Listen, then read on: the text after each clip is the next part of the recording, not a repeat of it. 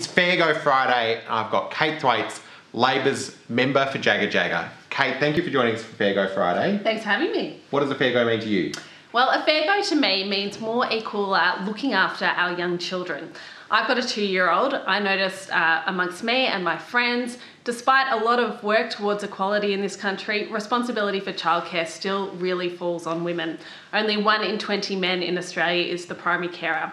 And that's something that I think is doing a disadvantage to women, obviously. It means we fall further behind in our careers, we retire with less money, but it's doing a disadvantage to our men and to our children. All the research internationally shows that men who spend time being primary carers have a stronger relationship with their children, and that's obviously better for all of us. I think that's a really great thing, thinking about those long-term changes and how do we make sure that we do actually make sure that children get the best start in life and that parents have as many options as possible, and yeah, some of those economic disadvantage things that because of our current structures we do have to fix. So I'm on board. What can we do to make these sort of changes happen? I think there's 2 big areas we need to work on. The first is our paid parental leave scheme.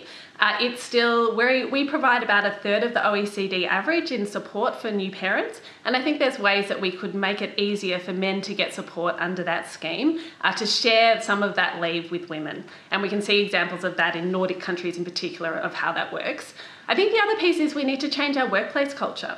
So our workplaces are still really set up on the idea that there's someone at home being the primary carer, even though that's not the case. And so our workplaces need to recognise that people do need to duck out to do a school run or to go home early, and that shouldn't always be women, and that men can take that opportunity too.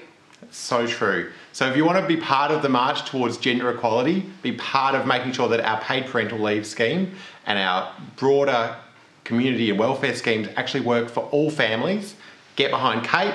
And thank you very much, Kate, for joining us for Fair Go Friday. Thanks for having me.